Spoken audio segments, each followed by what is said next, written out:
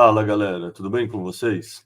O BipaCast de hoje segue na linha de alguns dos BipaCasts que a gente tem feito com temas para iniciantes, assim, temas que supostamente quando você já estudou mais o Bitcoin, você já tem um domínio maior, mas ao longo do tempo eu fui percebendo que os BipaCasts estavam muito aprofundados. A gente estava falando do Bitcoin Core, sobre a centralização da mineração, mas é justo fazer alguns episódios específicos com temas mais gerais para iniciantes. E aí eu estou organizando esses episódios em uma playlist específica que é para iniciantes. E aí hoje é um tema que é FUD. E FUD, daqui a pouco eu vou pedir para o João Grilo, que é o convidado de hoje, explicar. Mas primeiro, bem-vindo, João Grilo. Tudo bem com você? Tudo certo, Leta. Obrigado pelo convite. Esse é um tema que eu gosto de falar, porque acho que desperta paixões, né? Falar sobre mitos que o pessoal inventa e propaga desinformação sobre o Bitcoin. Então, vamos lá, tô animado.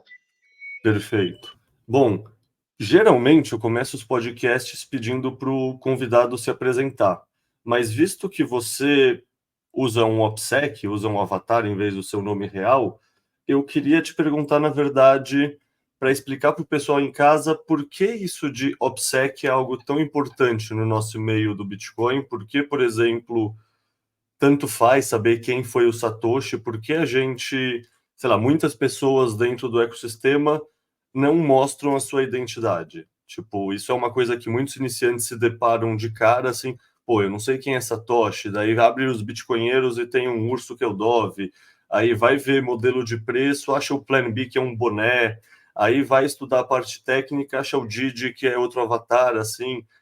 Então me explica, o que que é OPSEC e por que a gente nesse ecossistema valoriza tanto isso?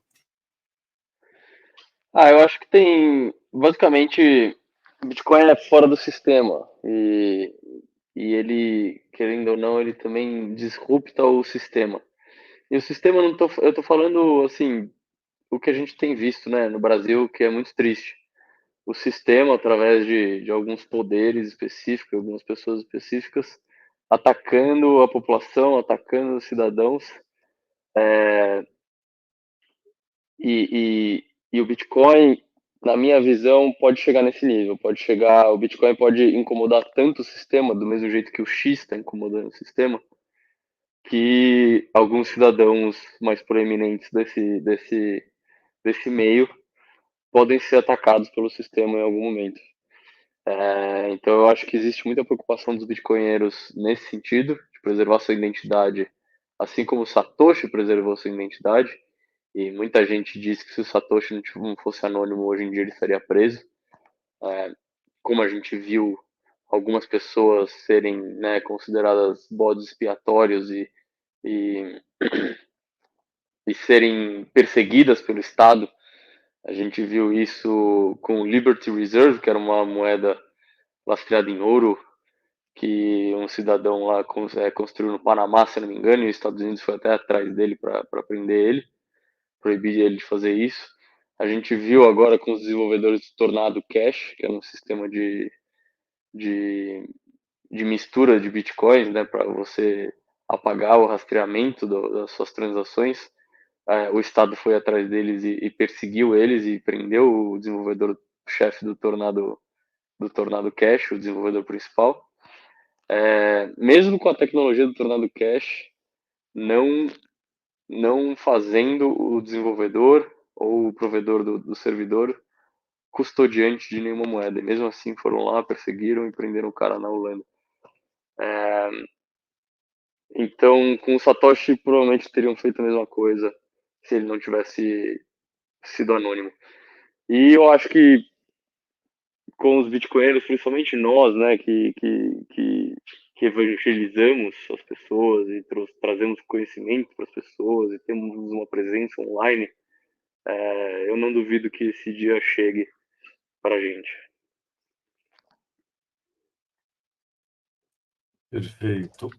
Então, no fundo, o que eu estou fazendo aqui é um suicídio na sua visão, de mostrar meu rosto, certo? Não, não acho que é um suicídio, acho que é um risco a mais só que você corre, do jeito que eu tô correndo um risco também, porque Eu poderia não colocar minha voz na internet e só ficar anônimo para sempre, e não ter uma presença online. Então eu também estou correndo um risco, eu poderia só não ser ninguém na internet. Mas eu estou aqui há alguns anos já falando sobre o assunto, tentando promover o conhecimento. Então, acho que você está tomando um risco um pouco maior que o meu, mas eu também estou tomando risco e, enfim, acho que faz parte. Perfeito. Bom, o tema do podcast de hoje são os FUDs. E acho que o primeiro passo é te perguntar, o que que são FUDs? O que que é isso? O que que essa palavra que a maioria das pessoas nunca ouviu dizer significa? Tá, FUD é do inglês, né? Que são as primeiras letras de Fear, Uncertainty and Doubt, que é medo, incertezas e dúvidas. Então, basicamente, é um termo que a gente usa para quando a gente quer expressar que alguém tá falando algo sem embasamento, sem embasamento na realidade, nos fatos, sem conhecimento profundo do tema, e só está falando algo para disseminar medo, incertezas e dúvidas em relação ao tema. E com Bitcoin a gente vê muito isso e infelizmente a gente vê muito vindo de novo, né, do sistema, entre aspas. Então, da mídia tradicional, dos mais renomados veículos de mídia, falam coisas factualmente incorretas sobre o Bitcoin, sempre com vieses de medo, de dúvidas e ansiedade, né, de incertezas em relação ao Bitcoin. É muito comum isso, há anos que a gente está no ecossistema aqui, isso não muda. A gente pode até fazer hipóteses do porquê isso, mas é muito comum.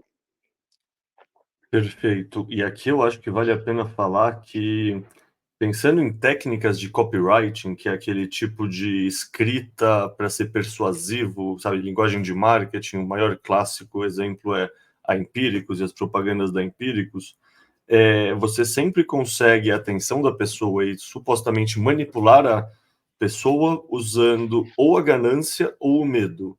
Então, essa, esse vetor que gera medo, incerteza e dúvida é justamente focado em deixar as pessoas inseguras, com medo e, como o João falou muito bem, a partir de informações que geralmente não fazem sentido, geralmente não são factuais. Então, queria começar com você te perguntando, João, porque assim, a gente vai passar agora numa lista de várias frases que algum iniciante já ouviu uma pessoa falar, e a ideia aqui é explicar por que essa frase faz sentido ou não faz sentido e o que que a gente pensa a respeito dela.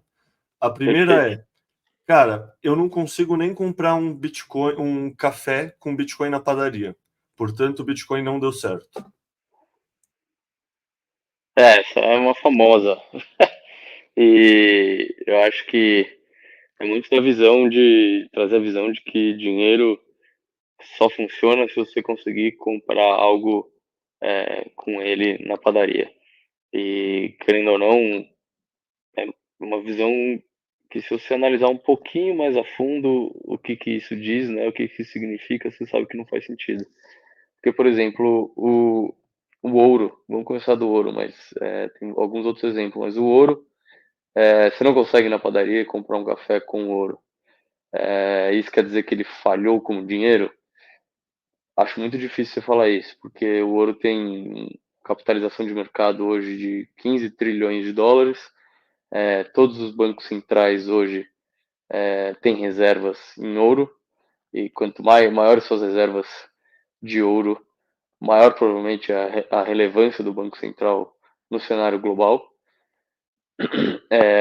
Se você quiser, imagina que você quer fazer um cofre, encher de ouro e começar a emitir certificado desse ouro no seu cofre aqui no Brasil. O Banco Central vai chegar e vai falar que você não pode fazer isso, que é para você desmontar a sua operação, ou senão você vai ser preso. Então, o ouro tem sim um valor monetário muito relevante, geopoliticamente falando. Todos os bancos centrais nos últimos 10, 15 anos ao redor do mundo, chinês, russo, americano, europeu, todos eles vêm acumulando ouro nas últimas décadas, nas últimas 2 décadas, uma década e meia. Então, falar que o ouro não tem um papel monetário e que não tem um sucesso monetário no mundo é, é, é errado, simplesmente errado, é contra os fatos. E mesmo assim você não consegue comprar um café na padaria com ouro. Então, comprar um café na padaria com tal moeda ou tal denominação não quer dizer sucesso ou fracasso de uma moeda. É a mesma coisa com o dólar. Aqui no Brasil você não consegue comprar um café na padaria com dólar. Não consegue. Você pode tentar. Isso vai dizer que o dólar não é uma moeda ou que o dólar não tem uma relevância monetária no mundo. Então, então é muito escolher um corte minúsculo do que é moeda ou do que é um ativo monetário para querer descartar o Bitcoin de maneira mal intencionada e desonesta. Não poderia concordar mais. E aqui eu só complementar que, assim, de fato, alguém bem iniciante pensar isso até faz sentido. Mas alguém que já tem mais rodagem no mercado financeiro tradicional, falar isso não faz sentido nenhum. Essa pessoa vai comprar um ETF, por exemplo, S&P 500, vai comprar sabe, vai comprar fundos, vai comprar ações da Apple, e nada disso você passa na padaria para pagar o seu pão na chapa e seu cafezinho, sabe? Então isso, de fato, é ser extremamente assimétrico com o que você considera para um investimento, para um ativo, versus o que você considera para o outro. E aí, assim, a gente no mundo do Bitcoin discute muito que o Bitcoin é uma reserva de valor e é um meio de troca. Usando uma palavra mais do dia a dia, basicamente o dinheiro ele é feito para você usar, que é justamente isso, fazer a transação do cafezinho, mas ele também é feito para você guardar. E guardar é a capacidade de você só preservar o seu poder de compra ao longo do tempo. É uma poupança, basicamente.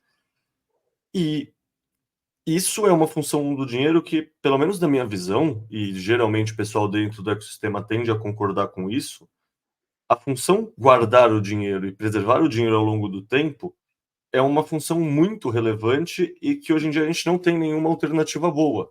Tipo, a gente vive num mundo com juros reais negativos, a gente vive num mundo que todo mundo é obrigado a se tornar investidor porque você não consegue só trabalhar no que você é bom e poupar numa poupança sem ter seu poder de compra diluído pela inflação. Então, quando a pessoa fala que o Bitcoin não consegue comprar um café na padaria, ela está sendo míope, que a principal função do Bitcoin como dinheiro é ser uma tecnologia de poupança. No futuro, ele sim vai se tornar também uma tecnologia de moeda muito rápida e aceitável. Isso chega quando ele começa a ser usado como segunda camada, Lightning, etc. Mas a adoção do Bitcoin mostra que hoje em dia meio que 75, 80% das pessoas que usam o Bitcoin usam ele como poupança, usam para guardar, não usam para transacionar no dia a dia. Então, assim, ele está dando certo, as métricas mostram isso, e meio que tanto faz se ele é aceito numa padaria ou não. Isso é um jeito muito, que nem o João falou, é um jeito muito enviesado de julgar se o negócio é um bom dinheiro ou não, porque a padaria aceita ou não. Perfeito. É, João, O próximo. Bitcoin, fazer um comentário rápido, o Bitcoin ele tem uma liquidez muito grande por ser digital e viver no webverso, né? Ele não é material, então para transferir, você consegue transferir para qualquer lugar do mundo e alguns minutos e tal. E ele é muito líquido, porque ele está aberto 24 horas, 7 dias por semana, e qualquer um pode fazer uma transação a qualquer momento sem permissão de ninguém. Mas existe uma analogia que o Michael Saylor faz com propriedade, né, com imóveis. Então, imóveis hoje em dia em Manhattan, por exemplo, são utilizados como reserva de valor, né? Ali nos lugares bons de Manhattan, vamos dizer assim.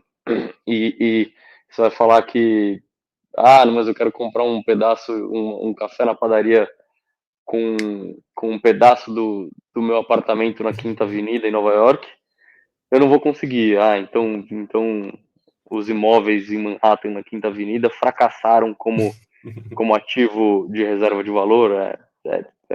É meio absurdo, né, se pensar isso. Mas é uma ótima analogia, apesar de sim, Bitcoin ser muito mais líquido do que um apartamento na Quinta Avenida, e sim ter potencial de desenvolvimento tecnológico a ponto de chegar um dia de você comprar um café na padaria com Bitcoin. Perfeito. E uma pirâmide, João? O Bitcoin é uma pirâmide? A pirâmide é outro FUD impressionante, porque as pessoas falam que é uma pirâmide, porque o Bitcoin ele não tem rendimentos, né, como tem os dividendos de uma ação, ou sei lá, o aluguel de um apartamento. Então, como ele não tem rendimento, a sua expectativa de ganho só vem do que você espera que a outra pessoa compre no futuro, aquele seu valor, aquele seu ativo. Então, isso define uma pirâmide. Eu acho que é uma definição de pirâmide, de novo, muito desonesta. Pirâmide, para mim, é uma definição. Você tem que definir no sentido de que é um sistema em que não existe nada de valor e que precisa de novos entrantes sempre para se manter em pé, senão ele colapsa. E o Bitcoin, na verdade, ele não tem o rendimento que os ativos como uma ação de uma empresa, por exemplo, pode ter, ou o aluguel de um apartamento, ou o rendimento de uma terra pode ter. Mas você falar que não tem nada de valor no Bitcoin e a única coisa que mantém ele em pé são novos entrantes e os entrantes mais jovens vendendo para os novos entrantes, é um absurdo, né? É você não reconhecer o valor de uma rede monetária digital, aberta e global. Como que você pode achar que essa inovação que a gente nunca viu no mundo antes, né? Primeiro, a gente já viu, por exemplo, redes monetárias globais fechadas e digitais. O que é isso? O dólar, por exemplo. O dólar é digital, o dólar tem um aspecto global, né? Não é todo mundo que pode acessar, mas você pode argumentar que é a moeda hoje em dia do mundo inteiro. E ele é digital, mas ele é fechado. Ele é fechado porque não é qualquer um que pode acessar. Você tem que ter uma conta em um banco, o banco tem que te aprovar, você tem que ter acesso a um banco que te dê acesso a dólar. Não é todo país que você consegue, enfim. E a gente já viu no mundo redes monetárias abertas, analógicas, né? Que é o ouro. O ouro, de novo, ele serve essa função de dinheiro no mundo inteiro, tem uma liquidez global, tem um valor, um prêmio monetário global, mas ele é analógico, ele é uma pedra amarela na sua mão. E o Bitcoin é a primeira vez que a gente tem uma rede global monetária digital e aberta, ou seja, é digital, ela vive nos bits and bytes, e ela é aberta, todo mundo pode acessar. E você falar que nada disso tem valor, e na verdade o Bitcoin só não desmorona por causa dos novos entrantes que estão comprando o Bitcoin dos antigos entrantes, é de uma desonestidade enorme, né? Ou de uma falta de criatividade bizarra. Se você olha para a primeira rede global monetária digital e aberta e não consegue ver como isso, para onde isso pode evoluir, qual é o valor que isso traz no mundo, quais são os novos tipos de interações sociais e comerciais que isso pode trazer para o mundo, qual é a demanda econômica que isso vai fazer surgir no mundo, quais são as estruturas econômicas novas que que o Bitcoin pode criar no mundo. Se você não consegue ver nada disso, ou você está muito enviesado, usando um cabresto muito fechado, ou realmente te falta criatividade para conseguir vislumbrar algo um pouquinho além do que está na frente, um palmo à frente dos seus olhos. Então, falar que o Bitcoin é uma pirâmide, que não tem nenhum valor, que ele só funciona por causa dos novos entrantes que estão comprando as moedas dos antigos entrantes, é um absurdo. É totalmente inacreditável. Isso também, eu acho que vale a pena falar que existem vários ativos no mundo que não geram renda, não geram dividendos, não geram um aluguel, uma renda mensal, uma renda fixa, e mesmo assim são legítimos e têm seu espaço no mundo, né? O ouro é um deles, obras de arte é outro exemplo. E a própria definição de dinheiro, querendo ou não, né? Dinheiro, como definido pelo Mises, é o bem mais líquido do mercado. Então, quando alguém troca o seu serviço ou o seu produto por reais, por exemplo, a pessoa está trocando o seu bem e o seu produto por reais porque ela sabe que depois ela pode pegar aqueles reais e trocar por alguma coisa. E isso em qualquer momento do futuro, né? Não necessariamente de maneira instantânea. E essa é a definição de dinheiro, querendo ou não. Você troca seus serviços, seus bens, pelo bem mais líquido do mercado. Não pelo bem que te dá o maior rendimento anual, o bem que te dá a Selic mais tanto, isento de renda e de imposto de renda. Não pelo bem que te dá, sei lá, 5 toneladas de soja por ano. Não, você troca seus bens e seus serviços pelo bem mais líquido do mercado.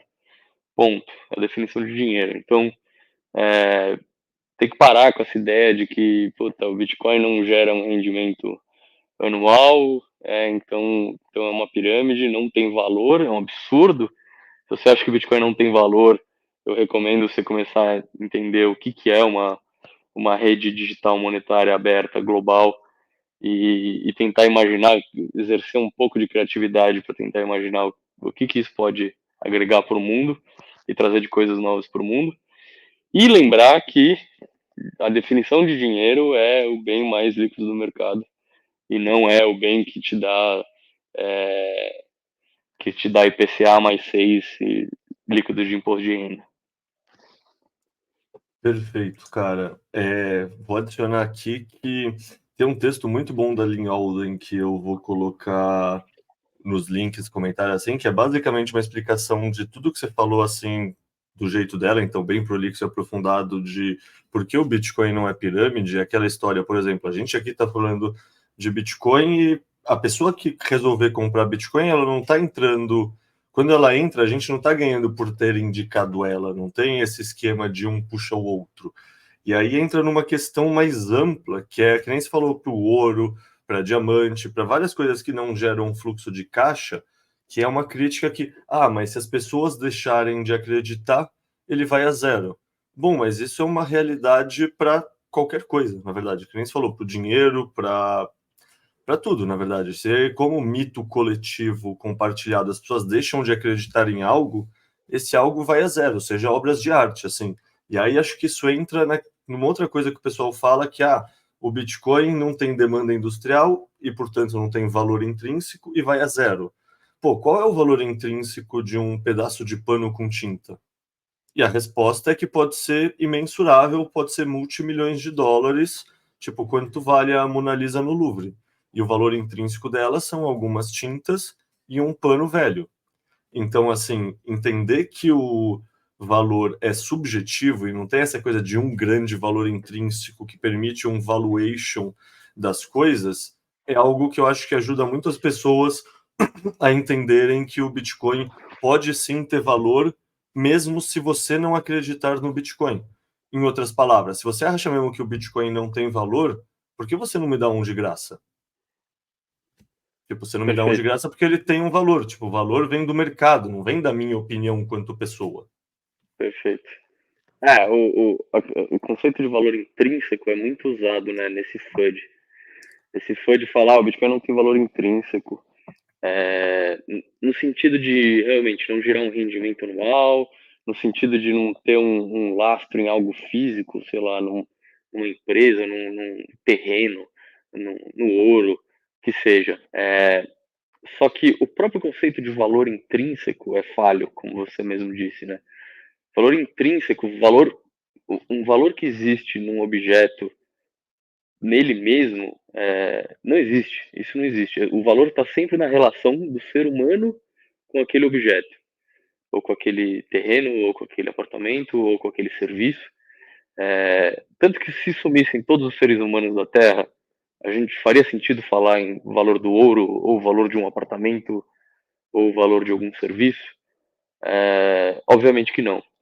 Então, o valor está na relação que o ser humano tem com o objeto, serviço ou ativo. Então, primeiro, vamos parar de falar de valor intrínseco, porque é um conceito que simplesmente não existe, não faz nenhum sentido no mundo real. O que a gente dá. E todo valor é subjetivo, como você falou, né? Todo valor é a relação do ser humano subjetiva com algo. Então, quando você quer conversar sobre o valor do Bitcoin, vamos parar de pensar se ele está lastreado em algo físico, se ele tem o apoio de algum governo por trás ou de alguma empresa, ou se ele gera um rendimento anual. Quando a gente quer falar de valor de Bitcoin, a gente tem que pensar qual que é a relação que os seres humanos têm ou vão ter, ou você imagina que eles vão ter no futuro com a rede do Bitcoin. E aí é muito mais fácil você pensar no valor para o Bitcoin se você pensa na relação, na demanda do ser humano por essa rede. Porque, de novo, a rede monetária digital global aberta. Quem você acha que a demanda por esse tipo de valor, por esse tipo de capacidade, né, que a rede te permite ter, de pegar todo o seu valor, imagina todo o seu patrimônio, guardar numa rede em que você pode sair do país com ela dentro da sua cabeça, com todo o seu patrimônio dentro da cabeça, e ter acesso a todo o seu patrimônio no outro lado do planeta, ou você pode fazer um pagamento para alguém do outro lado do planeta num domingo à tarde, sem passar por nenhum banco, no momento que você quiser, sem pedir permissão para ninguém. Essa relação do ser humano com essas capacidades que a rede te dá, não, é impossível você falar que não tem valor. É impossível você falar que nenhum ser humano vai querer isso. É impossível você falar que nenhum ser humano vai pensar em não ter um pedacinho dessa rede ou não usar essa rede em algum momento. Então, eu acho que a gente parar de falar de valor intrínseco, que é um conceito simplesmente errado, que não existe, e começar a pensar em valor do jeito que ele deveria ser pensado, que é na relação do ser humano com algo, fica muito fácil de ver o valor do Bitcoin. E aí a gente larga a mão desse FUD de, para algo ter valor precisa de rendimento anual ou qualquer outra dessas bobagens. Não, para algo ter valor precisa de uma demanda de um ser humano por aquilo. E pronto, entendeu? E aí fica muito fácil de ver que o Bitcoin te permite coisas tão impressionantes que a demanda do ser humano pelo Bitcoin só tem, já é real, já é válida, já é legítima e só vai tender a crescer conforme as pessoas entenderem o poder dessas capacidades. Bom, então você me convenceu que o valor é subjetivo e o Bitcoin pode ter valor. Mas não tá tarde, cara. O Bitcoin já tá lá pelos seus 350 mil reais cada Bitcoin. Não tá tarde para eu começar a investir? Assim, o trem não passou? Esse outro FUD do trem que já passou, o Bitcoin já tá muito alto. E aí, cara, basicamente você tem que entender ou começar a comparar, né, o preço do Bitcoin hoje em dia com o tamanho potencial que ele pode ter, ou seja, com o tamanho do problema que ele resolve, o tamanho do mercado que ele ataca, né, potencialmente. E o Bitcoin hoje em dia ele tem um valor de mercado, se somar todos os Bitcoins, né, e somar o valor de todos eles juntos, ele é um pouco mais de 1 trilhão de dólares, 1 trilhão e 100 bilhões, 1 trilhão e 200 bilhões, algo por aí. E se você começa a comparar isso com o tamanho do problema que ele resolve, é basicamente o problema que ele está querendo atacar como transferir valor globalmente e como preservar valor de uma maneira fácil, acessível e perfeitamente escassa no mundo hoje. Então, você começa, beleza, é um problema de qual tamanho, né? E estimar isso, você tem algumas maneiras de estimar. Uma das minhas favoritas é você pega todos os outros ativos no mundo que servem para preservar valor. Então, terras cultiváveis, né? Imóveis, imóveis bons, né? Não vamos usar todos os imóveis, porque tem muito imóvel ruim aí por aí, mas imóveis em lugares e cidades líquidas e bem demandadas. Ações no mundo inteiro, principalmente ações nos Estados Unidos, né? Que é o mercado referência. títulos de renda fixa também, de novo, no mundo inteiro, mas usando os Estados Unidos como referência. E a gente está falando de um mercado de, sei lá, centenas de trilhões de dólares por baixo, tá? Assim, eu chutaria que deve estar mais perto de um quadrilhão de dólares do que de 100 trilhões de dólares. Então, esse é o tamanho do mercado. Agora, quanto que o Bitcoin vai assumir, né, roubar ou dominar desse mercado, ou morder? Quanto desse bolo o Bitcoin vai morder? Qual o tamanho da fatia que o Bitcoin vai morder desse bolo? E qualquer coisa, se a gente está falando de um quadrilhão de dólares de ativos aí pelo mundo, e o Bitcoin hoje em dia representa 1 trilhão, a gente está falando de. Me ajuda a fazer a conta aí. 1% seriam 10 trilhões, né? Então é isso. Se o Bitcoin morder 1% desse mercado imaginário aí, a gente já está falando de algo que é 10 vezes o valor atual do Bitcoin. Tá. Outra comparação que eu gosto de fazer. O ouro. O ouro são 15 trilhões de mercado, né? E o Bitcoin ele se propõe a ter todas as características monetárias do ouro melhoradas. Tá, então se o Bitcoin tá aí também umas 10 vezes o valor do ouro, só que ele tem todas as características monetárias do ouro muito melhor, porque ele é digital, ele é software. Então se o software está comendo o mundo, a gente pode pensar também que o Bitcoin vai comer o ouro. Mas a gente não toda vez que a gente vê o software comendo um serviço analógico, ele não fica do tamanho do serviço analógico, né? Tipo, o e-mail não ficou do tamanho dos correios. O e-mail tomou uma proporção muito maior nas nossas vidas do que os correios tinham antigamente. Então a gente pode também estimar que o Bitcoin vai assumir o tamanho do ouro e vai passar provavelmente o tamanho do ouro de capitalização de mercado. Então assim, eu estou fazendo algumas previsões rápidas aqui e, na minha opinião, conservadoras, porque o potencial realmente do que o Bitcoin pode fazer no nosso mundo é muito difícil de prever. Então, os novos modelos de negócios, os impactos geopolíticos e sociais que vão ter no nosso mundo, é muito difícil de prever. É que nem você pedir para alguém prever os impactos da internet nos anos 80. Alguém conseguiria prever que a gente teria juízes querendo bloquear sites por questões políticas nos anos 80? É muito difícil, né? Os desdobramentos que essas novas tecnologias têm depois de 2, 3 décadas são muito difíceis de prever. 4 décadas são muito difíceis de prever. Então, o que eu estou fazendo aqui é um exercício de comparar o tamanho do Bitcoin hoje com o tamanho do ouro, porque é um concorrente muito direto, e com o tamanho desse mercado potencial de ativos de reserva de valor no mundo hoje. E eu acho que minha previsão, que é essa previsão de multiplicar por 10 vezes daqui, lá para uns 700 mil, é a base, é o cenário base. Porque dominar o ouro é um cenário base, na minha opinião, e capturar 1% do mercado de ativos no mundo é um cenário base. Na minha opinião, o Bitcoin é tão revolucionário que ele tem muito mais potencial que isso. Então com certeza não está tarde para comprar o Bitcoin, porque se o cenário base é pelo menos multiplicar por 10 daqui, um cenário um pouco menos conservador, a gente está falando em algumas dezenas, né, de multiplicação do valor atual.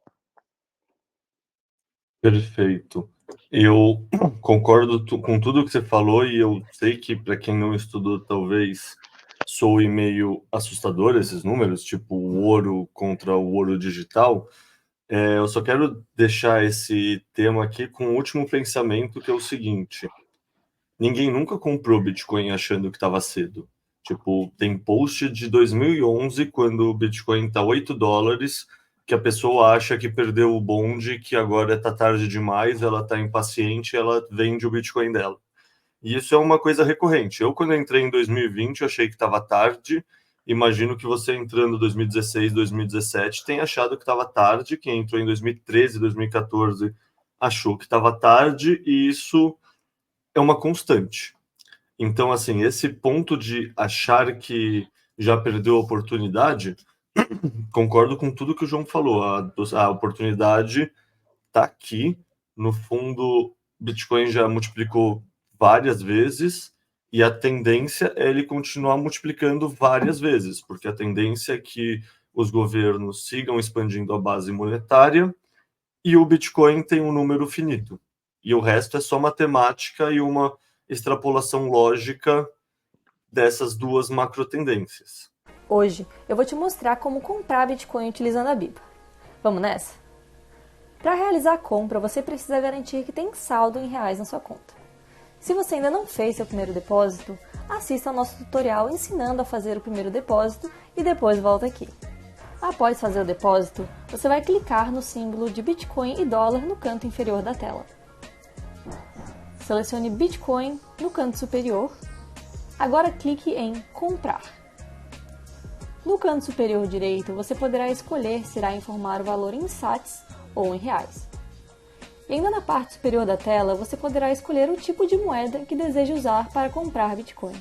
Você pode escolher entre real ou USDT. Na parte central da tela, onde diz Ordem Única, você poderá clicar caso deseje alterar o tipo de ordem para uma compra recorrente ou compra com preço-alvo. Nesse vídeo, iremos realizar uma compra única. E para fazer isso, basta digitar quanto você gostaria de comprar, clicar em Avançar, verificar os dados e arrastar a seta branca para confirmar. E pronto. Muito fácil. Bom, beleza, João. Chegamos aqui nessa compreensão que o Bitcoin, então, tem valor. E aí tem um FUD, que é um FUD assim...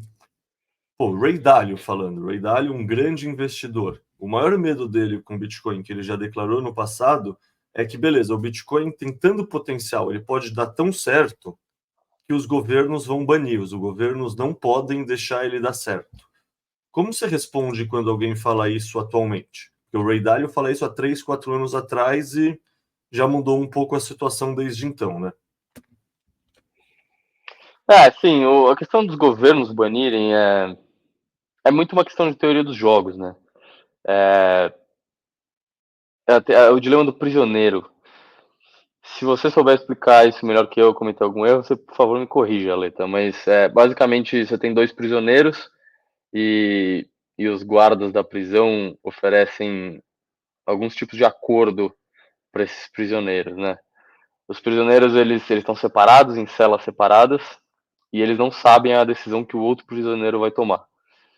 Mas se os dois prisioneiros ficarem calados e não dedurarem um ao outro, eles vão ficar 1 ano presos. Se um deles dedurar o outro e o outro ficar calado, o que dedurou é solto e o outro vai ficar 2 anos preso. E se um dedurar ao outro, qual que seria a punição? Leita, você sabe me dizer? Se um dedurar o outro... Eu não lembro os números, mas é algo como se um dedura o outro, os dois acabam sendo dedurados e os dois têm mais a perder. Mas enfim, se torna um cenário em que se os dois ficarem calados, seria bom para eles. Mas eles não têm como garantir que o outro vai ficar calado também. Então ele tá tomando o risco de ficar calado e o outro dedurar ele e ele se ferrar muito e o outro sair e ficar bonzão. E se ele falar, se ele dedurar o outro, ou ele vai se ferrar um pouquinho, mas não tanto quanto ele se ferraria se ele ficasse calado e o cara dedurasse ele, ou ele vai se dar bem, porque o outro cara vai estar calado e ele vai ter dedurado e vai sair ileso, né? E vai ser solto. Então é muito esse dilema que os estados estão. Os estados, se todos eles derem as mãos e proibirem o Bitcoin, talvez eles se deem bem. Isso assim, a gente ainda poderia argumentar qual é a dificuldade de fazer isso, né? Qual é a dificuldade de você vigiar e exercer uma proibição do Bitcoin? É muito difícil, mas vamos ignorar isso e vamos considerar o cenário em que todos os estados se deem a mão um ao outro e, e eles proíbam o Bitcoin todos juntos. Aí beleza, aí pode até ser que faça sentido esse FUD. Só que no momento que um estado percebe que se ele não proibir, ele vai ter vantagem sobre todos os outros, uma vantagem geopolítica sobre todos os outros estados, ele não vai proibir. E aí, ele não proibindo, os outros vão perceber que esse estado agora tem uma vantagem geopolítica sobre eles, e eles precisam também não proibir ou desproibir o Bitcoin. E eu acho que a gente já está vendo esse cenário acontecer, né? A gente viu, por exemplo, em 2021, a China banir a mineração de Bitcoin. E a China, que era o grande produtor de hash rate da rede, deixou de ser, e agora é os Estados Unidos, o grande rival geopolítico deles é os Estados Unidos.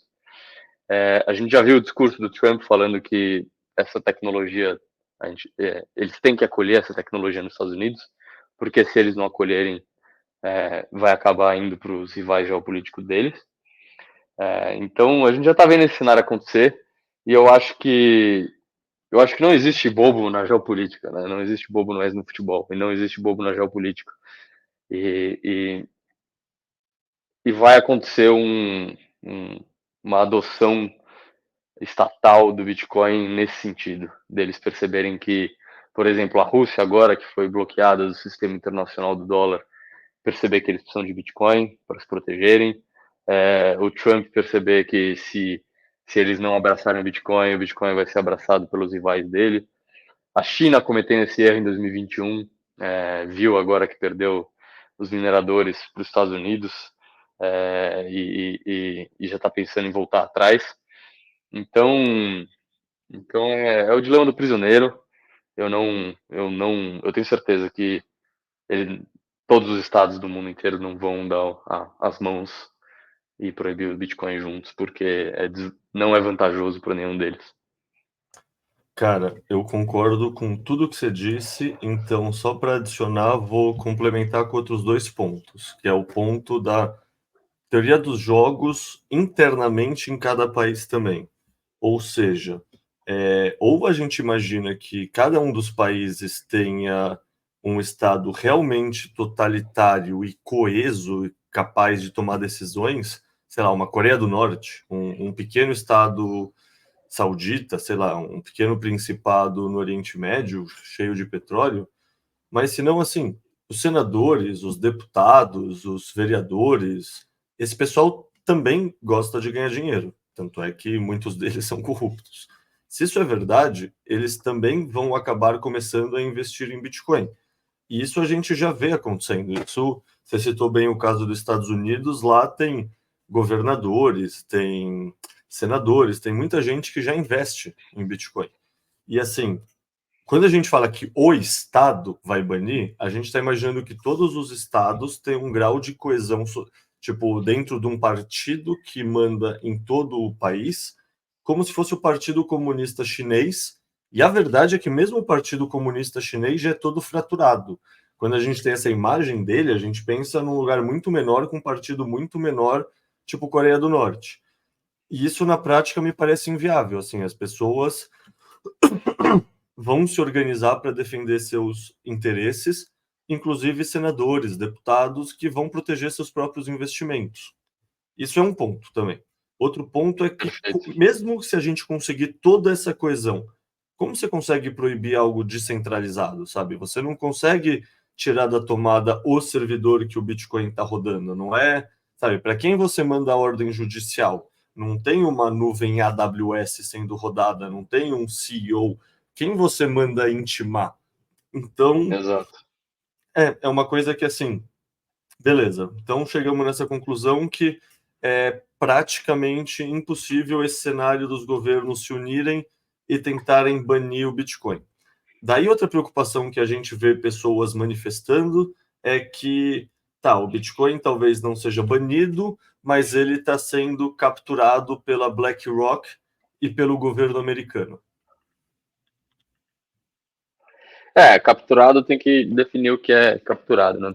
Porque é capturado no sentido de você mudar as regras do protocolo, mesmo se você tiver todos, ou 99,9% das moedas sob sua custódia, vamos dizer que esse é o cenário, né? Que a BlackRock tem 99,99% das moedas sob sua custódia.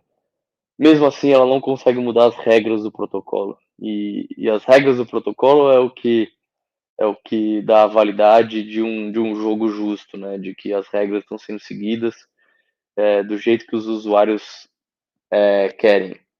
O Bitcoin, para quem não sabe, ele funciona através de uma rede de computadores no mundo inteiro. E qualquer pessoa pode se juntar a essa rede. É só rodar um pedaço de software no seu computador que estiver conectado na internet. E quando você roda esse pedaço, esse código no seu computador, você está basicamente definindo as regras monetárias da rede.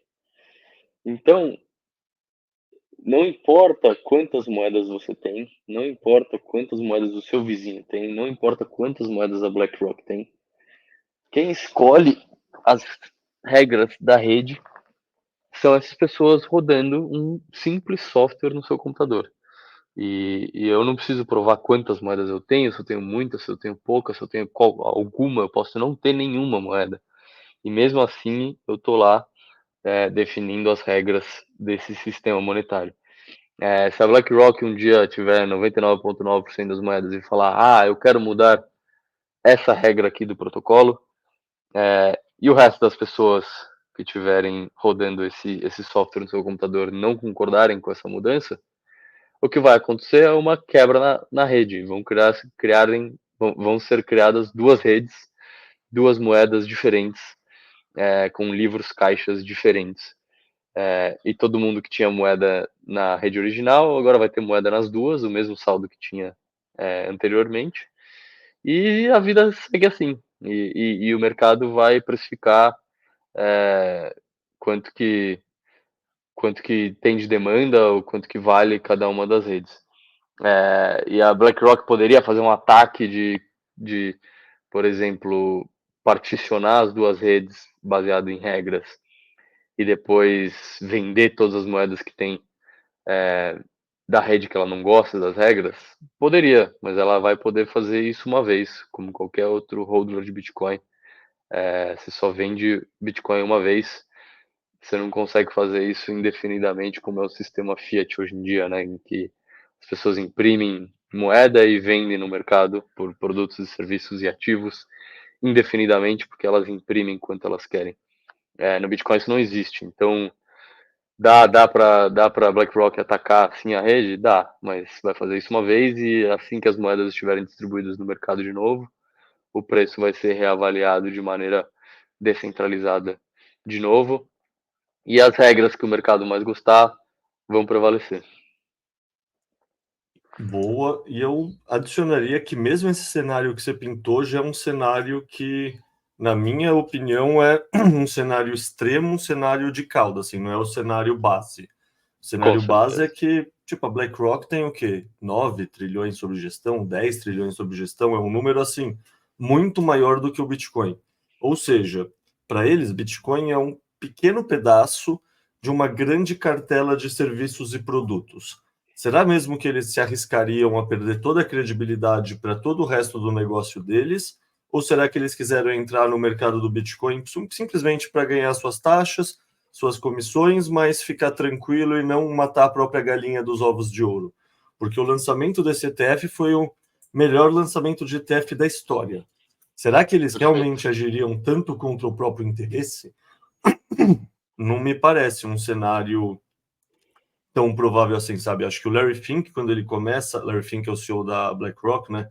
Quando ele começa a pôr a empresa nesse caminho, ele tem muito mais a ganhar do que a perder, querendo que a BlackRock seja um ator positivo dentro desse ecossistema. No fundo, todo mundo tem a ganhar adotando o Bitcoin, e a BlackRock também, e o governo americano também. Isso é uma coisa que o pessoal esquece nesse tipo de pensamento. Tipo, por teoria dos jogos, que nem você já falou, o incentivo do governo americano, na verdade, é ter o máximo de Bitcoin possível antes dos outros países. e não, tipo, tentar banir o Bitcoin no seu próprio território. Porque, como é uma rede descentralizada, você não consegue expulsar essa rede, você consegue se expulsar da rede. Então, uma tentativa de captura é algo que tem um risco tão assimétrico negativamente que é difícil acreditar nisso como um cenário plausível, ou pelo menos é como eu penso sobre essa situação. Perfeito. Eu queria fazer uma ressalva também, que esse cenário que eu pintei, em que a BlackRock tem 99,9% dos bitcoins, também é muito improvável, né? Porque o Bitcoin sendo perfeitamente escasso e já tendo uma demanda bem consolidada, né? A gente vê que a maioria dos bitcoins na camada base não se mexem e são realmente usados como reserva de valor a longo prazo. Se qualquer instituição, a BlackRock ou quem quer que seja, quiser comprar 99,9% do Bitcoin, muito rapidamente o preço começa a fugir deles, né? O preço começa a subir exponencialmente. Uhum. Então, já é muito contestável você hipotetizar que qualquer instituição, por mais dinheiro que tenha, por mais que tenha acesso à máquina de impressora do dólar, consiga capturar a rede nesse nível. Capturar a rede não, né? Mas capturar as moedas da rede nesse nível, porque provavelmente o preço escaparia dele, sairia correndo e subiria em níveis exponenciais e seria impossível buscar todas as moedas. Chegaria num ponto em que ninguém mais ia querer dólar, porque já estaria hiperinflacionado, e as pessoas só iam querer Bitcoin, e aí você não captura a rede mesmo, e aí acabou, o seu dinheiro não vale mais nada. No fundo, eu acho que a gente deu muita sorte do ETF ter demorado tanto para ser aprovado, sabia? Se ele fosse aprovado Uhum, em 2014, cara, muito provavelmente a grande maioria das pessoas teria Bitcoin via ETF e não autocustódia. Ele sendo aprovado só em 2024, significa que teve uma década a mais para todo mundo aprender autocustódia. Tipo, hoje, no começo do ano, mais de 93% dos Bitcoins já tinham sido minerados. Então é isso, a gente teve 15 anos antes dos ETFs com hodlers sendo treinados e sendo forjados no calor da batalha, com upsides de mais de 100%, 1000%, com quedas de 70%, 80%. Esse pessoal, eu me incluo nisso, você se inclui nisso, a gente aprendeu a ver o valor do Bitcoin, que significa o quê? Pô, se o Bitcoin multiplicar por 10 amanhã, porque a BlackRock resolveu comprar, isso para mim significa que eu preciso vender muito menos Bitcoin, e não que eu vou vender mais Bitcoin.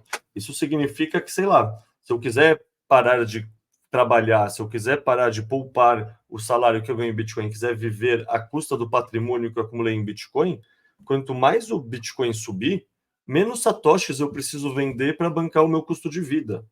Então é isso, tipo, chega um momento que nem eu, que nem você, tem 10 mil, 100 mil, 500 mil pessoas que não vão vender os meio Bitcoin, 1 Bitcoin, 5 Bitcoins, 10 Bitcoins que eles acumularam, e o preço vai para infinito antes que qualquer entidade consiga acumular tanto Bitcoin assim. perfeito. É isso. Cara, outra coisa que o pessoal sempre usa como vetor de ataque é que o Bitcoin é dinheiro para criminosos. Como você responde a isso? Eu acho que a própria internet, né, sofreu ataques como esses, né? E eu acho que se a gente voltar na história o suficiente, a gente vai ver várias novas tecnologias sofrendo ataques é, de, de, que, s- de- acho que é fruto do próprio medo, né, de não conhecer o que está acontecendo e de não ter ideia do que aquela tecnologia permite. E muito da cabeça das pessoas vai sempre para as coisas negativas, né? Então, a internet era usada por criminosos para roubar dinheiro das pessoas e dar golpe nas pessoas. E querendo ou não, é usado até hoje, né? O que tem de golpe na internet até hoje, tem muito hoje. Eu fico recebendo ligação de spam no meu telefone, às vezes nem internet, mas eu fico recebendo spam todo dia no meu celular, de pessoas muito provavelmente a maioria delas com más intenções. Então, eu acho que assim, o crime existe e novas tecnologias permitem novos tipos de crimes. Mas eu acho que se você focar só nisso, é também, de novo, muita falta de visão, muita falta de colocar as coisas num contexto histórico e contexto de potencial daquela tecnologia. Porque se você resumiu a internet a phishing, você, acho que qualquer pessoa hoje em dia vai concordar que você está resumindo a internet a um pedaço muito pequeno do potencial dela, do valor que ela traz para a humanidade. E é a mesma coisa com o Bitcoin. O Bitcoin vai ser usado por criminosos, vai ser usado por criminosos, vai ser usado por pessoas fugindo de censura, vai ser usado por pessoas fugindo de censura, vai ser usado por pessoas honestas, trabalhadoras, mas que vivem em países que a moeda é hiperinflacionária e não tem acesso aos ativos de qualidade como ações americanas, de empresas americanas, para poupar, tem pessoas no mundo que não têm acesso ao home broker aí, que muitas das pessoas têm para comprar o S&P 500 ou comprar a Petrobras, e essas pessoas precisam poupar dinheiro, precisam poupar algum ativo, e essas pessoas são 100% honestas e elas vão poupar em Bitcoin. Tem pessoas que vão usar o Bitcoin para fugir de governos ditatoriais e fugir com algum dinheiro que elas têm no país, com certeza. E então, assim, resumir qualquer tecnologia a um uso ilícito e não ver todo o outro valor que ela traz para o mundo, de novo, muito desonesto, muita falta de criatividade, ou uma cabeça muito manipulada pela grande mídia ou pelos sistemas aí que não estão interessados no sucesso do Bitcoin. Não, perfeito. Eu vou inclusive exemplificar com três coisas diferentes. Primeiro, quantas notícias a gente não vê de grandes bancos como Santander, Citibank, etc., levando multas multimilionárias por ajudarem cartel da Colômbia, sei lá quem, a lavar dinheiro. A gente também vê aquelas fotos tipo, sei lá, eu não lembro quem do governo passado brasileiro com malas e mais malas de reais no apartamento. E no fundo é isso, no fundo o dinheiro é só uma tecnologia e os criminosos vão buscar tecnologias eficientes para fazer as coisas que eles estão buscando fazer. E aí o outro exemplo que fala muito disso é que no começo, isso no 1910, 1915, os automóveis eram usados por assaltantes de banco para assaltar banco, enquanto a polícia só tinha cavalos. E aí os assaltantes de banco tinham uma clara vantagem. Imagina se a gente tivesse tentado proibir ou atrasar a adoção dos automóveis em detrimento dos cavalos por conta disso. E é o que você falou da internet, assim, no fundo essa é uma história de toda a revolução tecnológica. A revolução tecnológica começa sendo tipo, quem adota uma nova tecnologia? Quem tem dor com o sistema atual e está buscando uma forma de suprir essa dor. Pô, o assaltante quer uma vantagem para assaltar o banco. Ele procura uma tecnologia melhor. Um criminoso quer dar um golpe a alguém. Ele procura uma tecnologia. Tipo, é normal pessoas mais nas bordas do sistema começarem a usar tecnologias primeiro, justamente porque eles têm mais dor com o sistema tradicional. Eles não estão satisfeitos da forma que o sistema funciona para eles. E aí, não defendendo os golpistas, mas só falando no sentido, pô, a gente ser míope e achar que a culpa é da tecnologia e não da pessoa, é que nem, sei lá, tipo, a gente pode usar uma faca para cortar um bife ou para esfaquear alguém. A faca é uma tecnologia neutra, a questão é como você usar ela. Mas é melhor você ter uma faca de ferro do que uma faca de bambu para cortar o seu bife. E eu prefiro isso e você também, sabe? Queremos Perfeito. tecnologias melhores, basicamente. Cara, e você falou do cartel colombiano, não precisa ir longe assim, não, até a Colômbia. Aqui no Brasil mesmo, a situação que a gente tem hoje em dia com o PCC é uma empresa de bilhões e bilhões de reais, deve ser provavelmente uma das maiores empresas do país. E você acha que eles percorrem o patrimônio deles por onde aqui no país? É por Bitcoin? Não é por Bitcoin. É pelo Itaú, pelo Bradesco, pela Caixa Econômica Federal, pelo Banco do Brasil e pelo Santander. São os bancos, mesmos bancos que a gente usa. E você acha que esse dinheiro eles alocam aonde? Eles alocam na mesma renda fixa que a gente aloca, eles alocam nos mesmos imóveis que a gente aloca, eles compram empresas privadas, eles compram terras no interior do Brasil, cultiváveis. Então, assim, a gente está falando de uma organização criminosa, provavelmente uma das maiores do mundo, que percorre os bancos regulados aqui do Brasil, que compram empresas reguladas aqui no Brasil, títulos financeiros regulados aqui no Brasil, compram imóveis e vão nos mesmos cartórios que a gente vai. Cara, achar que o PCC não nasceu em 2009 junto com o Satoshi Nakamoto. Satoshi Nakamoto não é o chefe do PCC, entendeu? Então achar que a culpa do crime organizado é do Bitcoin assim, de novo, falta de criatividade, de visão ou de bom senso, ou de honestidade. Boa. E aí, outro FUD que o pessoal fala é que o Bitcoin foi criado pela CIA.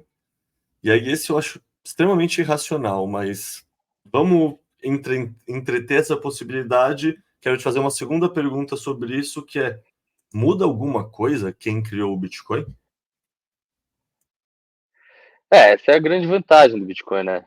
Por isso que o Bitcoin tem tanto valor, porque não muda nada quem criou, a gente nem sabe quem criou, não sabe onde essa pessoa tá, quem é. A gente, enfim, e isso é um ativo, né, do Bitcoin. A descentralização, o fato de não ter um dono, não ter um presidente, um CEO, não ter um conselho, um chefe de conselho, não ter um juiz, um deputado, um senador, nada que mande, né, nessa rede. Esse é o valor do Bitcoin. Se existisse até hoje uma organização com grande influência no Bitcoin que ditasse para onde os rumos do Bitcoin, não, o Bitcoin não seria o que é hoje, não teria o valor que tem hoje, a proposta de valor que tem hoje. Então, mesmo se Satoshi Nakamoto era um agente da CIA, hoje em dia o código do Bitcoin é aberto, todo mundo pode ver, existem muitos desenvolvedores com olhos no protocolo, existem muitas partes no mundo inteiro, distribuídas pelo mundo inteiro, interessadas no protocolo e por isso monitoram o protocolo, isso desde pessoas físicas a empresas, a organizações sem fins lucrativos.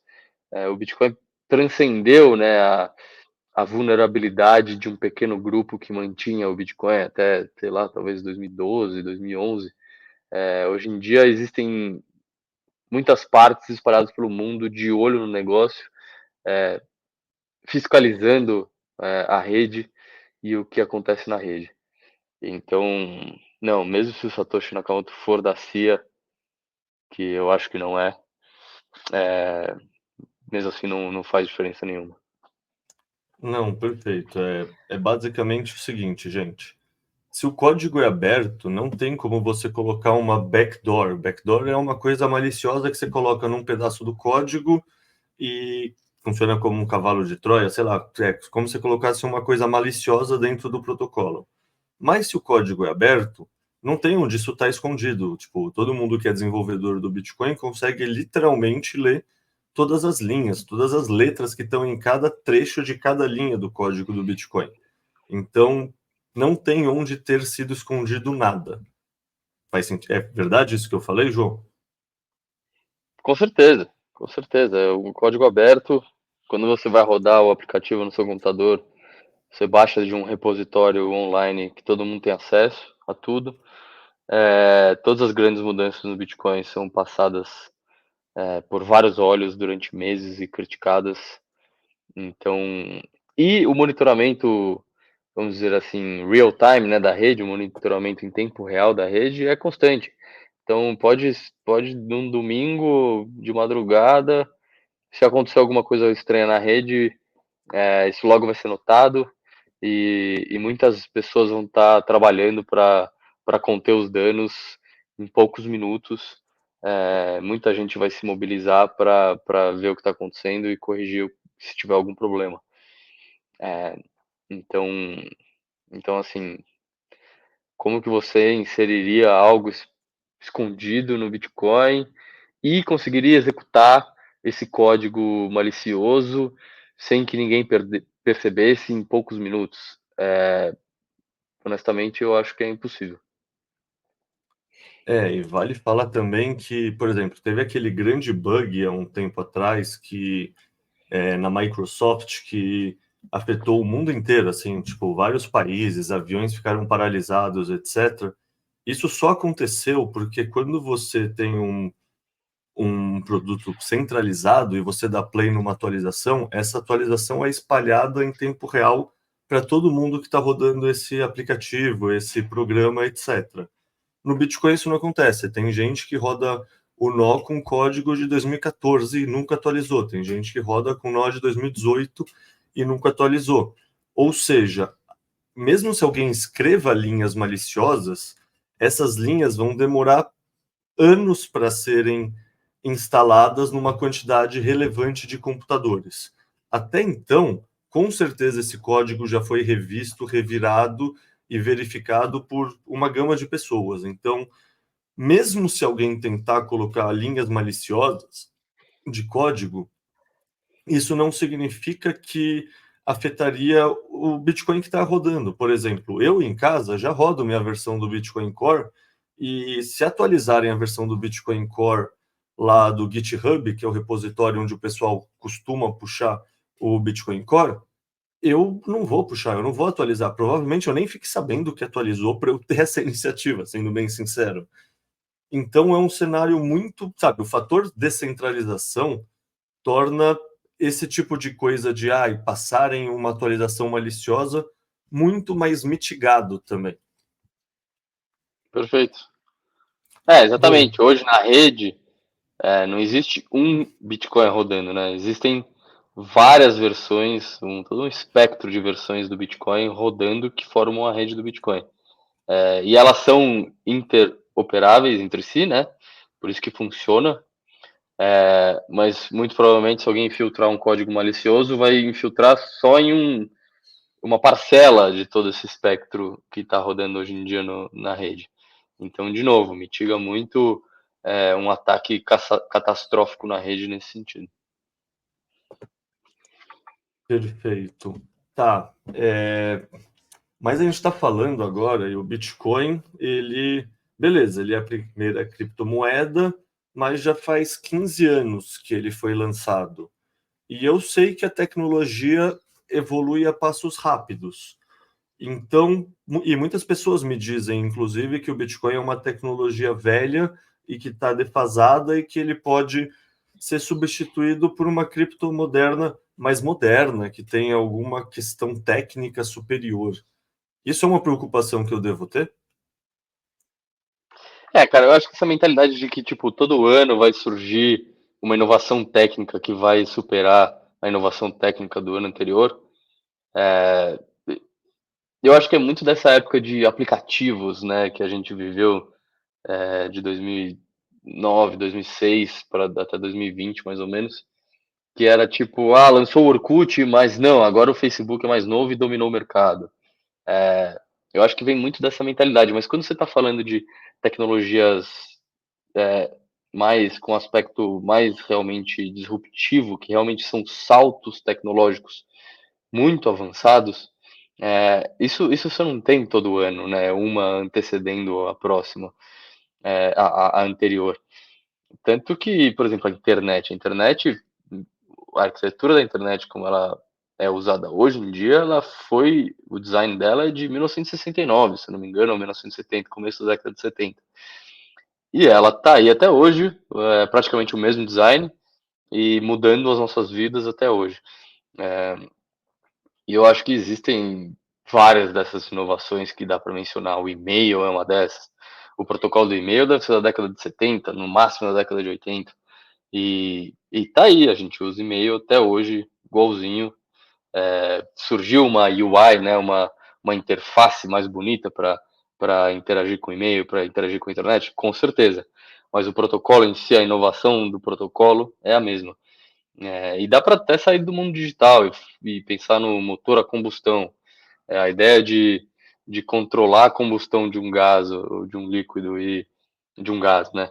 A combustão de um gás de uma maneira em que você consome a energia daquela combustão mecanicamente.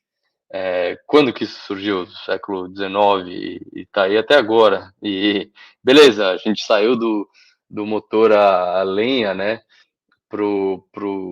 Sei lá, pro motor de turbina jato que movimenta um Boeing hoje em dia. Mas o protocolo de combustão é o mesmo. Você pega um gás inflamável, você bota ele em combustão e aquela energia você captura e transforma em energia mecânica e faz algo se mexer. Então eu acho que quando a gente analisa a história da tecnologia, a gente vê que inovações tecnológicas não é a inovação do Orkut para o Facebook ou do Snapchat para o Instagram. São realmente esses protocolos bases, essas disrupções que as pessoas ficam construindo em cima delas por décadas, e muitas décadas, e às vezes séculos.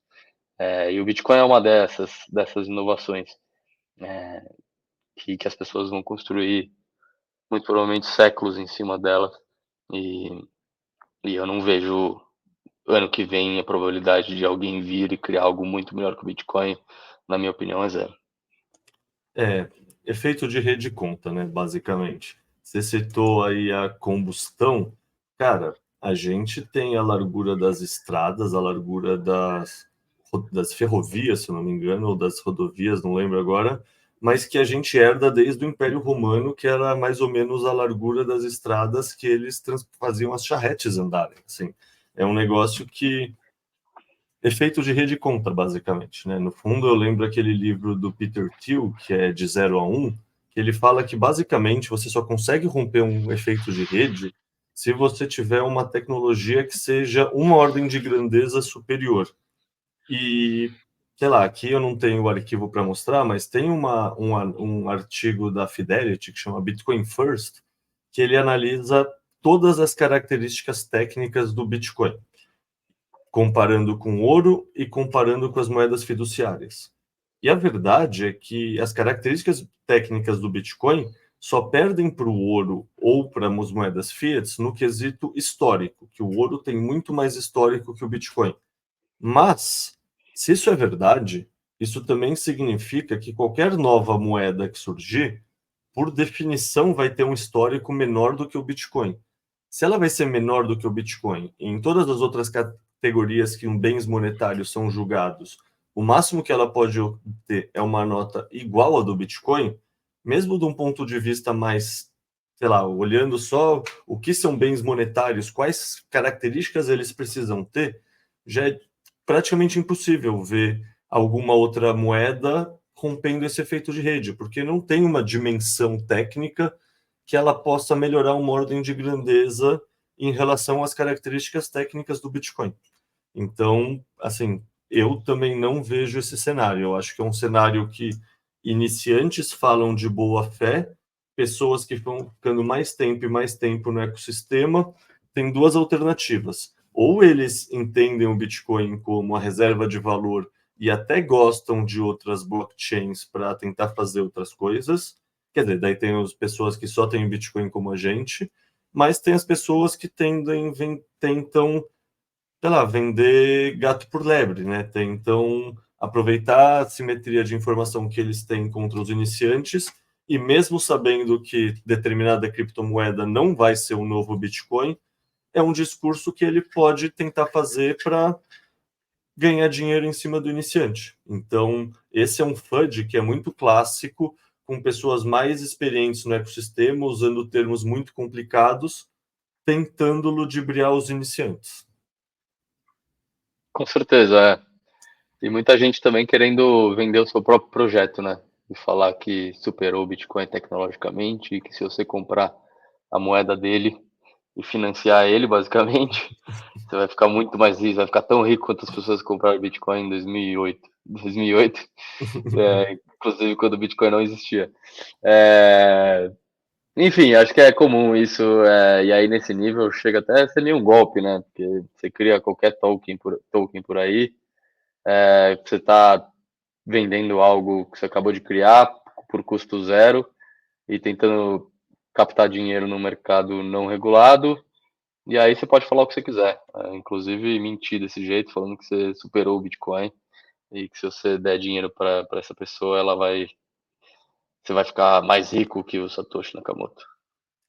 Perfeito. Cara, o último FUD que eu separei para a gente falar aqui é que uma hora vão existir computadores quânticos e que eles vão conseguir quebrar a criptografia do Bitcoin. Por que você não se preocupa com isso ou o que você pensa a respeito disso? Eu acho que tem várias coisas aí que fazem esse FUD ser desprezível, ou algo que, enfim, irrelevante.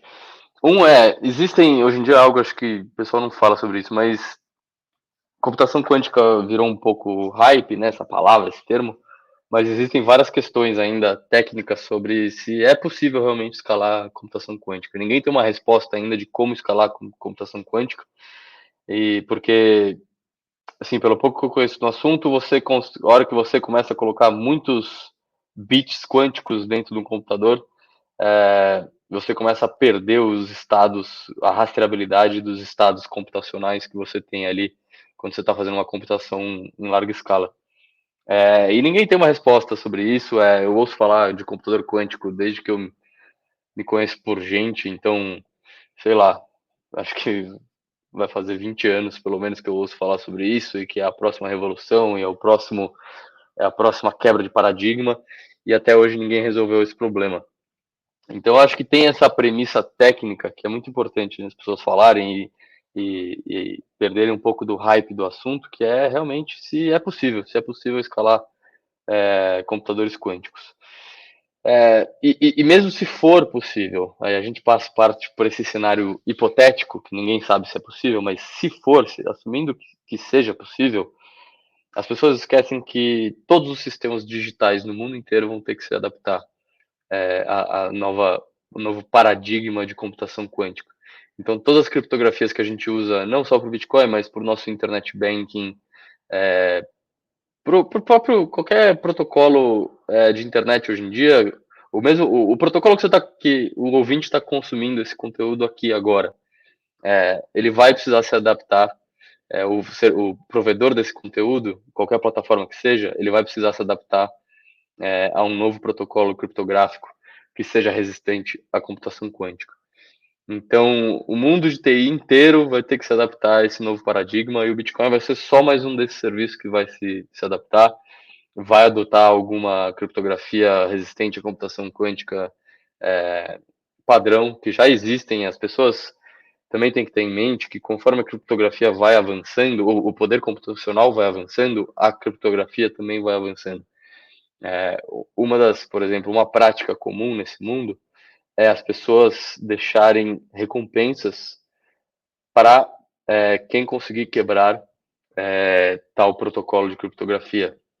Então, eu basicamente vou a público e falo, ó, quem conseguir quebrar esse segredo aqui dessa criptografia, eu pago $100.000. E aí, o que isso cria? Cria um incentivo para quem conseguir quebrar, tornar público o fato de que consegue quebrar aquela criptografia, e aí o mundo inteiro fica sabendo que aquela criptografia já não é mais segura pelos avanços de poder computacional, e o mundo inteiro percebe que precisa avançar e largar aquele protocolo e adotar um protocolo mais forte, mais resistente. E criptografia funciona muito assim, né? E hoje em dia, voltando para o Bitcoin em si é um grande incentivo, né? Um grande mecanismo de recompensa nesse sentido. Por quê? Porque as moedas do Satoshi, elas estão todas travadas no primeiro tipo de transação, de endereço do Bitcoin. Lógico, ele foi o primeiro usuário, ele que inventou, e ele nunca mexeu nas moedas. Então, todas as moedas dele estão trancadas no primeiro tipo de endereço que existiu no Bitcoin. E o primeiro tipo de endereço que existiu no Bitcoin é o mais fraco de todos. Depois surgiram evoluções dos endereços de Bitcoin que as pessoas se preocuparam um pouco mais em esconder algumas informações e fazer o hash do endereço 2 vezes antes de se tornar um endereço final. Enfim, os criptógrafos são sempre seres bem paranoicos, então as pessoas melhoraram a segurança dos endereços do Bitcoin. Então, a primeira pessoa que for capaz de quebrar os endereços do Satoshi, ele já tem um incentivo bilionário de fazer isso e tornar público para o mundo inteiro que isso é possível. E até hoje não conseguiram fazer isso, entendeu? Provavelmente eu não sei quanto valem qual que é a última estimativa de quanto valem as moedas do Satoshi, mas com certeza são alguns bilhões de dólares. E esse incentivo tá aí e ninguém nunca fez até hoje. E a hora que fizerem, as pessoas já sabem que os próximos endereços de bitcoins têm que ser ainda mais seguros. E é assim que o mundo da criptografia caminha. O mundo da criptografia é muito. Assim, é um ramo da matemática, mas também tem muito da prática de colocar no mundo real os seus protocolos e ver os protocolos funcionarem sob incentivos, ver se alguém consegue quebrar aquele protocolo tendo um incentivo real, monetário ou qualquer outro que seja, para quebrar aquele protocolo. E o Bitcoin é um grande incentivo real que está aí, e uma das criptografias mais fracas do Bitcoin ainda não foi quebrada, e é a que tem mais incentivos por trás para ser quebrada. Então, assim, eu acho que quem acaba caindo no FUD da computação quântica não entende como criptografia evolui, como criptografia realmente funciona no mundo real. E também acho que toda essa questão, acho que computação quântica virou um hype que as pessoas não entendem exatamente o quão difícil é fazer isso e se a gente está longe ou perto de fazer isso. Fala pessoal, tudo bem com vocês? Espero que vocês estejam gostando desse BipaCast. Estou passando aqui para pedir para vocês curtirem, compartilharem, se inscreverem nos nossos canais, mandar para um amigo se achar que esse conteúdo faz sentido, que ajuda bastante a gente a crescer. Eu geralmente não gosto de pedir essas coisas, é meio constrangedor, mas realmente ajuda. Então, desculpa interromper a programação, mas dá essa força lá para nós, por favor. E também outra coisa que você pode fazer que ajuda a gente é preencher a pesquisa de satisfação que eu tenho deixado sempre na descrição dos vídeos. Com isso a gente entende o que vocês gostam de escutar, o que vocês não gostam, tópicos que a gente poderia abordar mais, tópicos que a gente poderia abordar menos. Enfim, basicamente, quanto mais feedback vocês derem para a gente, mais a gente entende como melhorar e entregar um podcast, um produto cada vez melhor para vocês. Beleza? Então, bora de volta para o podcast. Valeu.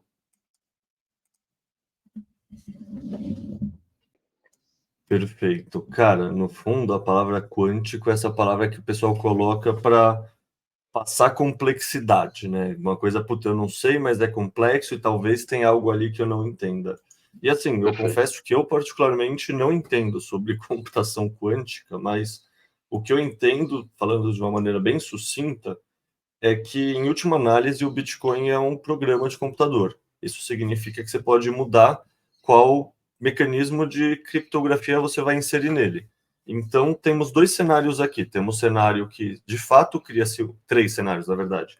Cenário 1 é que nem cria-se um computador quântico, não é viável, então isso tudo é não um problema.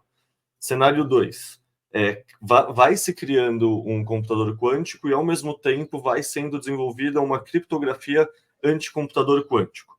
Beleza, nesse cenário é só mudar esse trechozinho do Bitcoin, do código do Bitcoin, o pessoal atualiza seu nó, beleza, tá seguro.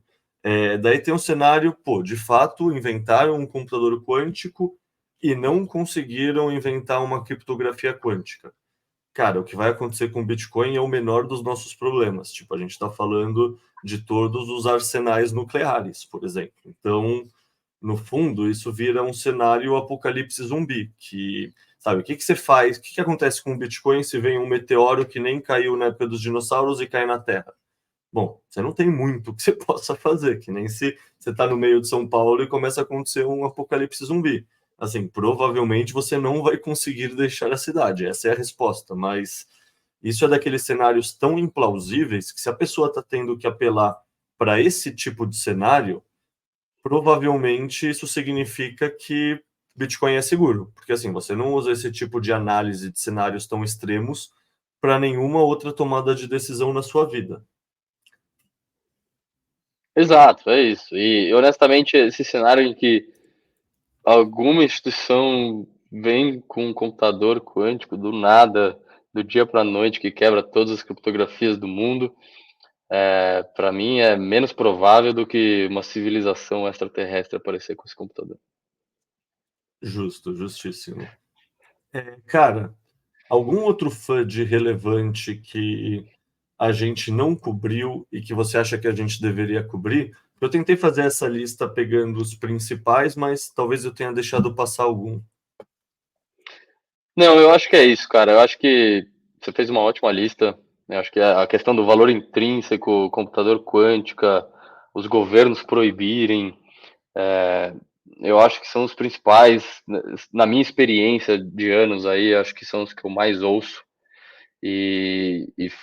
Enfim, acho que você fez uma ótima lista completa. Espero que seja de valor para quem ouvir. E se tiverem mais dúvidas, quem sabe a gente não pode fazer uma sequência. Boa, então a última pergunta, cara, nos podcasts da BIP eu tenho encerrado pedindo duas recomendações de leitura. Uma leitura relacionada ao Bitcoin, relacionada à economia, sabe, relacionado a algum tema desse nosso ecossistema, e uma outra leitura leve, outra leitura solta que seja justamente não relacionada com o nosso ecossistema. Cara, agora você me pegou de surpresa, hein? Eu vou ter que pensar aqui. Mas relacionado ao Bitcoin, olha, eu vou dar um livro que eu ainda não li, mas eu confio tanto na autora que, que eu recomendo de olhos fechados, que é o Broken Money, da Lynn Alden. Eu ainda não li esse livro, mas eu gosto muito do que ela fala, do que ela escreve, dos vídeos que ela faz. Enfim, eu não consigo imaginar que esse livro não seja bom. Então eu consigo indicar ele até de não tendo lido ele. E acho que fica a indicação, porque eu acho que é um dos livros que lançou recentemente sobre o tema, é, né? Porque eu acho que tem outros mais antigos aí que eu acho que a gente já indicou bastante, como o Padrão Bitcoin. Então fica o Broken Money da Lynn Alden. E eu acho que ela fez também com um público em mente, que é um público talvez que está se introduzindo ao Bitcoin, começando a se introduzir ao Bitcoin.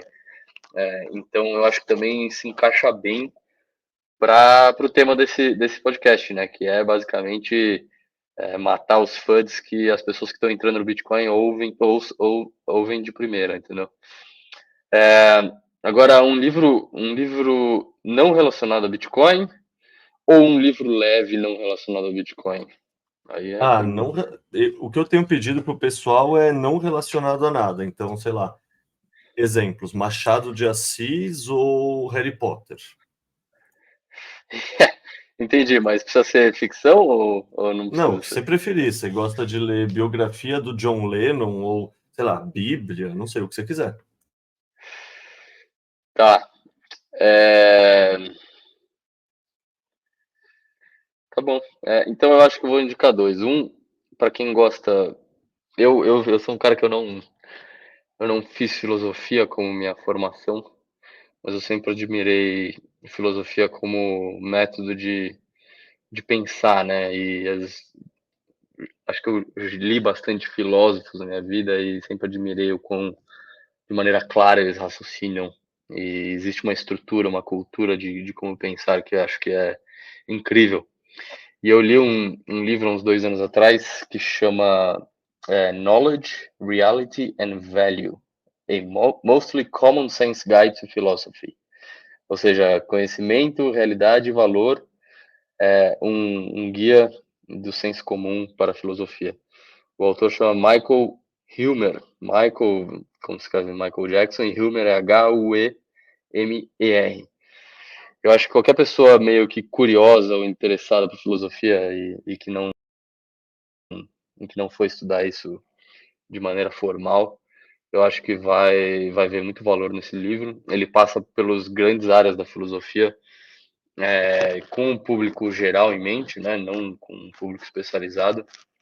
E eu acho que o livro é genial, a maneira que é escrito, a maneira que os temas são abordados e os raciocínios são levados são maravilhosos. É um dos melhores livros que eu li nos últimos 5 anos, talvez. E, É esse da e tela, você, só para confirmar? exatamente esse Boa. livro.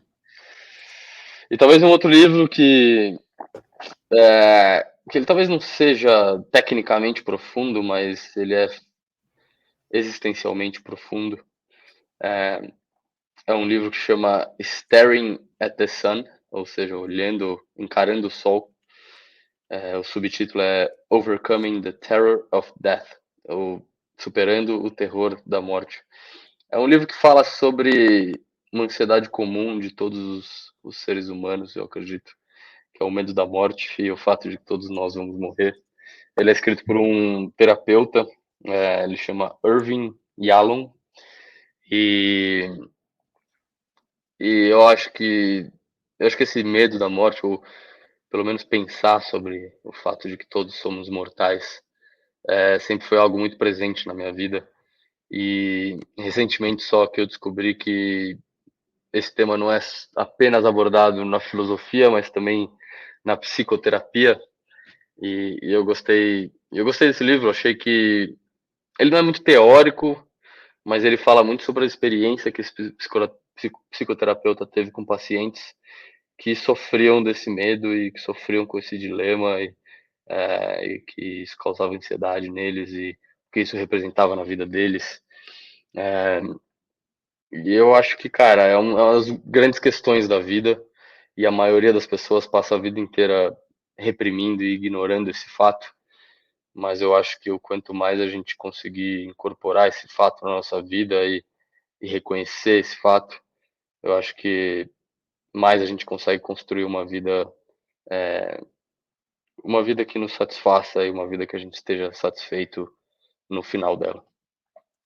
Cara, perfeito. E fiquei muito curioso por esse segundo, porque eu confesso que eu já pensei sobre a finitude bastante. Assim, no fundo, o ser humano é o único bicho que tem noção da sua própria finitude, né? Isso é uma condição pesadíssima, assim, em uma certa perspectiva. Eu gosto muito daquela abordagem do Raul Seixas, que é a morte é o que dá sentido para a vida. Ele fala isso num trecho de uma música dele. E é isso, né? Perfeito. Querendo ou não, se não tem a morte, pô, eu me caso daqui a 10 mil anos, eu vou estudar para o vestibular daqui a 40 anos, eu vou limpar a casa daqui a 3 semanas. Assim, a questão do tempo perde toda a perspectiva. Então, por mais surreal que pareça, eu demorei muito para entender isso. É realmente a morte que dá valor a tudo. E é muito doido, É, porque eu concordo com o quão assustador é esse conceito, mas mesmo assim, se não fosse ele, nada teria valor, né? Por exemplo, se o mundo fosse abundante, não escasso, dinheiro não faria sentido tão pouco. É meio que isso, a escassez do tempo que dá sentido à nossa vida. Mas, cara, perfeito. puta recomendação, É. tô curiosíssimo sobre essa. Eu acho que desde que eu me lembro por gente também, eu acho que a questão da morte sempre foi muito presente dentro de mim, psiquicamente, assim, eu sempre pensei na finitude da vida. E, querendo ou não, a psicoterapia que vem do Freud é muito focada no sexo, né, no animal, no desejo animal, e fala pouco sobre a morte. E aí, quando eu descobri que outras linhas de terapia mais recentes reconheciam a morte como uma grande estrutura psíquica do ser humano, eu fiquei muito curioso. E esse livro eu acho que é uma introdução, assim, eu acho que se quem quiser ir teoricamente mais profundo, acho que com certeza depois de ler esse livro vai conseguir achar outros livros interessantes, outros autores. Pô, perfeito, João. Cara, muito obrigado de novo por mais esse podcast. Acho que ficou muito legal. O pessoal vai curtir em casa e obrigado pelo seu tempo. Obrigado a você, Leto, pelo convite. E se a gente precisar fazer uma sequência aí com outros FUDs ou estender os mesmos FUDs respondendo outras questões específicas, vai ser um prazer. Os ouvintes que espero que te deem aí o feedback se vai precisar ou não. Boa, é isso aí, galera. Então, comenta aqui embaixo se ficou alguma dúvida, ficou alguma coisa de fora, vocês querem mais esclarecimento, porque é o que o João falou, a gente pode gravar outro, mas gosto de acreditar que a gente conseguiu fazer uma boa passada geral nos principais. Desculpa, tô gripado aqui. Perfeito. Bom, Perfeito, Lê. valeu, João, até mais. Obrigado você.